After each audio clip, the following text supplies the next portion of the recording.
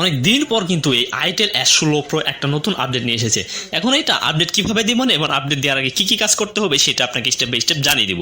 আপনি যদি itel phone user হয়ে থাকেন তাহলে অবশ্যই এই ভিডিওটা আপনার জন্য, কেননা এটা আপডেট দেওয়ার ফলে আমার সঙ্গে যা হয়েছে সেটা স্টেপ বাই স্টেপ দেখিয়ে দিব। আর আপনি মূলত এটাকে আপডেট দিবেন কিনা, এটাকে আপনি যদি আপডেট দিতে চান, আপডেট দেওয়ার আগে অবশ্যই আপনার ফোনের ফোন স্টোরেজ কিন্তু 5 থেকে 6 জিবি খালি রাখতে হবে। এটা আপনাকে অবশ্যই মাথায় রাখতে হবে। আপনি যদি এটাকে আপডেট দেওয়ার আগে এই ফোনের স্টোরেজটা খালি না রাখেন, সেক্ষেত্রে কিন্তু আপনি যেটুকু স্লো কাজ করেছে তার চেয়ে দ্বিগুণ স্লো কাজ করবে আপনার ফোন।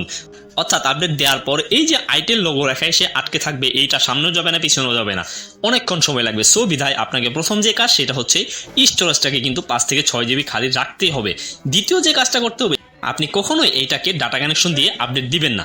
কেন এটা ডাটা কানেকশন দিলে হয় কি আপনার ফোনটা ওভারহিট হয়ে যায়, আর ওভারহিট হয়ে গেলে এমনিতেই এই ফোনটার অনেক বয়স হয়ে গেছে। এখন এই সময় এসে যেহেতু আপনি আপডেটটা পাচ্ছেন, এই জন্য আপনি মূলত একটা ওয়াইফাই কানেক্ট দিয়ে তারপর এটাকে আপডেট করবেন। এখন মূলত কিভাবে আপডেট করবেন সেটাই দেখিয়ে দিব।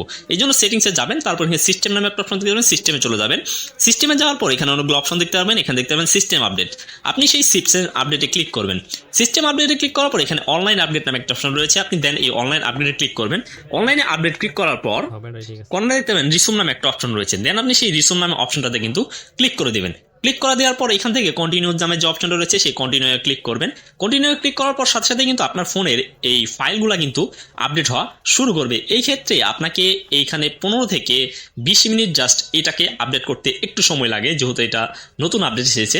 সো আপনি এখানে ওয়েট করবেন। ওয়েট করার পর আপনার কাছে যেটা করতে হবে সেটা হচ্ছে আপনার ফোনের কখনোই 80% নিচে চার্জ রেখে এই ফোনটাকে আপডেট করবেন না। আমি আবার বলছি, এই ফোনটাকে 80% নিচে রেখে কখনোই আপডেট করবেন না। এটা যখন ডাউনলোডিং কমপ্লিট হয়ে যাবে সেখানে রেজিস্টার নামে একটা অপশন রয়েছে, দেন আপনি জাস্ট এখানে রেজিস্টার নামে ক্লিক করবেন। রেজিস্টার নামে ক্লিক করার সাথে সাথে কিন্তু আপনার ফোনের ইনস্টলিং সিস্টেম আপডেটটা শুরু হয়ে যাবে। দেন এখন কিন্তু আপনার এটা প্রপারলি ভাবে কাজ করা শুরু করবে, অর্থাৎ ফাইলগুলো ইনস্টল হয়ে যাবে। এখন কথা হচ্ছে এই ফোনটা এই সময় এসে আপনি আপডেট দিবেন কিনা।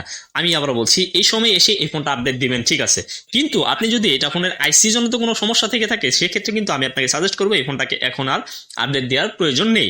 আর আপনি যদি ডিসপ্লে জনিত কোনো সমস্যায় ভুগে থাকেন, যেমন একটু ঝাপসা আসে বা একটু লাফালাফি করে, সেক্ষেত্রে আমি বলবো আপনি কখনোই এই ভুল করেও এই ফোনটাকে আপডেট করতে যাবেন না। যদি এখানে এই সময় এসে এই ফোনটাকে ওই ডিসপ্লের কারণে আপডেট করেন, সেই সমস্যাটা কিন্তু আপনার বড় থেকে বড় হবে।